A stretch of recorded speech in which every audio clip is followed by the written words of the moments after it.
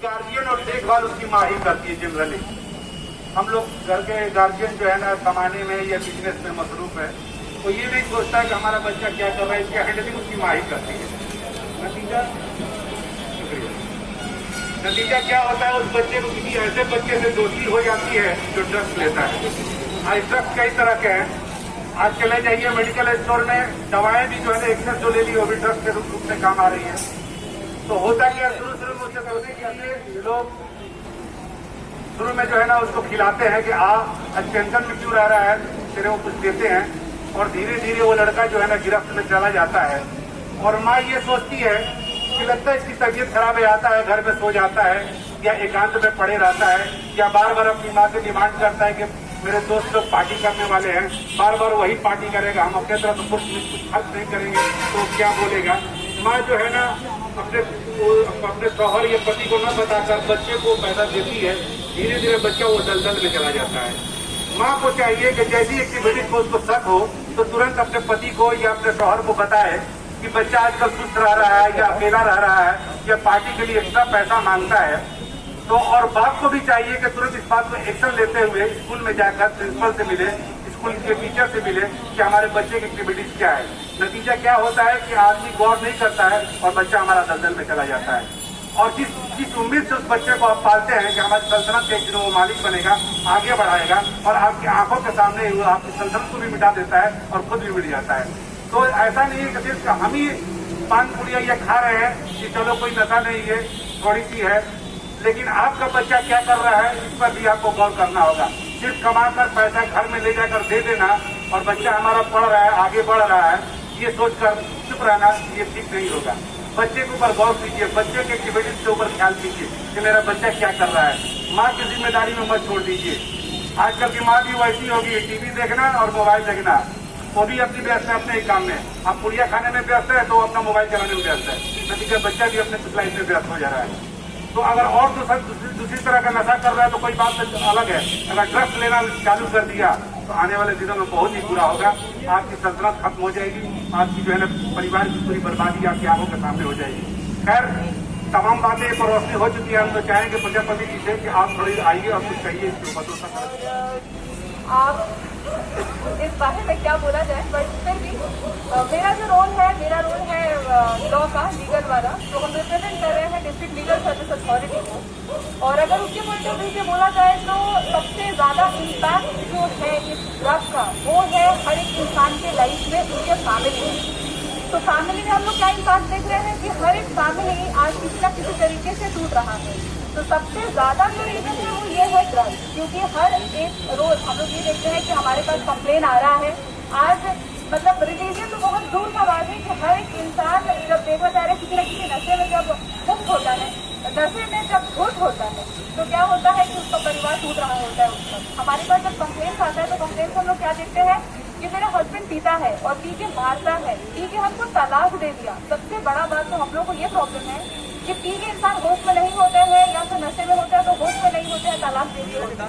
3-4 बच्चे हैं लेकिन काम में जाने का शक्ति नहीं है कि हाँ उनके दिमाग में ये नहीं है कि हाँ हमको कमाना चाहिए, अपने फैमिली के बारे में सोचना चाहिए, मेरा फैमिली है, मेरे बच्चे हैं, उनका फ्यूचर है। किसी भी तरीके का सोच नहीं आता उनके दिमाग में, क्योंकि वो ऑलरेडी नशे में धुत होते हैं। नशा इस तरीके का ऐसा चीज है जो धीरे धीरे इंसान के लाइफ में क्या होता है, इस तरीके का प्रॉब्लम, एक एडिक्शन। अब एडिक्शन क्या है? एडिक्शन एक ऐसा चीज है जो धीरे धीरे इंसान को खाता जाता है इंसान, और उसके बाद अल्टीमेटली क्या होगा, वो इंसान नहीं रहेगा उस फैमिली में। उसके लिए कौन स्ट्रगल करेगा उसका फैमिली। यानी कि अगर एक फैमिली में बाप नहीं रहे तो यहाँ पर कौन स्ट्रगल करे, वो बच्चे जो अनाथ हो जाए। और वो अनाथ होने का रीजन क्या है? यही ड्रग।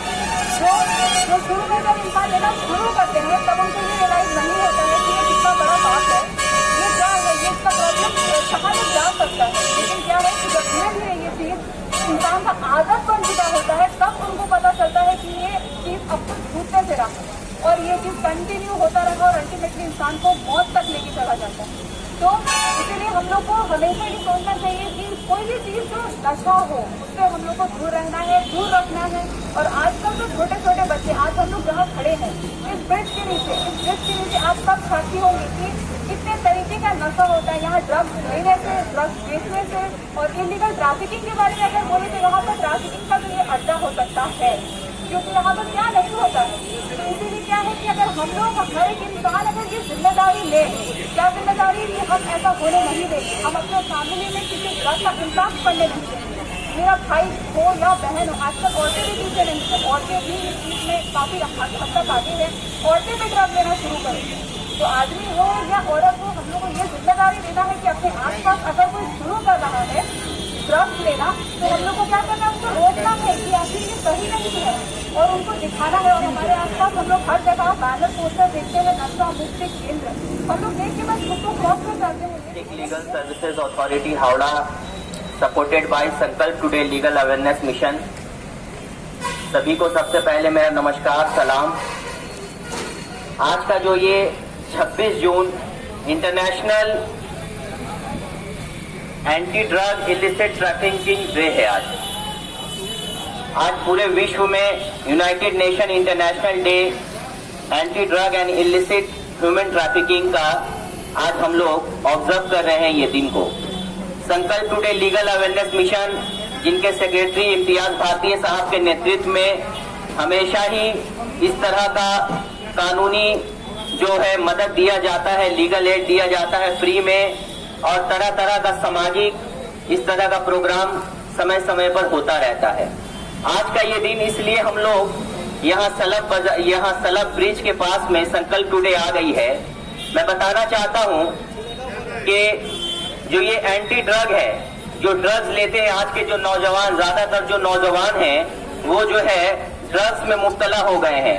कहीं देखिएगा आप दवा खाने में कोई दवा ले रहे हैं, स्पेस्मो दवा ले रहे हैं, बहुत सारे ओपियम का बिजनेस करते हैं, गांजा पीते हैं, गांजा का बिजनेस होता है।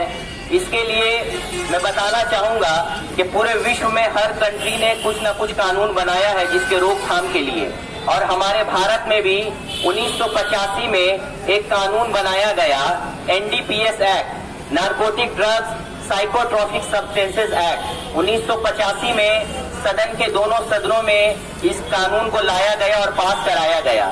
इसका एक ही उद्देश्य था, एक ही मकसद है कि हमारे भारतवर्ष में जो युवा पीढ़ी या जो हम पीढ़ी, जो जनरेशन जिसके ऊपर में भारत की नींव टिकी हुई है, वो जो है नशा मुक्त हो। तो इसके लिए रोकथाम के लिए एक बहुत कड़ी कानून 1985 में जो बहुत मशहूर है NDPS के नाम से, उसको आप लोग जानते ही होंगे। पर मैं यहाँ से निवेदन करना चाहता हूँ कि हमारे नौजवानों से कि अभी आपने देखा कोरोना वायरस का इतना महामारी अभी फैला हुआ है, लोगों को खाने के भी पैसे नहीं है।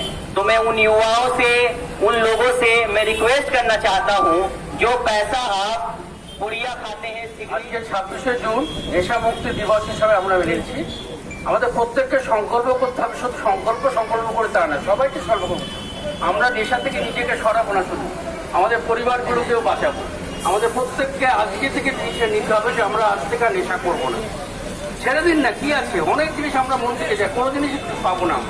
তার থেকে নেশা ছেড়ে দিন, পরিবারকে বাঁচান, নিজেও বাঁচুন, সমাজকে বাঁচতে দিন, সুস্থ পৃথিবীতে নিজেকে বেঁচে রাখুন। আর আজকে বেশি কিছু বলবো না, কিন্তু আপনারা নিজেদের নেশা থেকে মুক্ত করুন। নেশার জিনিস কখনো আমাদের পেট ভরায় না, অহেতুক খেয়ে কোনো লাভ নেই। আসুন, সংসার বাঁচান, নিজে বাঁচুন, সবাই বাঁচুন, এটাই আজ থেকে আমরা সংকল্প নিই। ধন্যবাদ।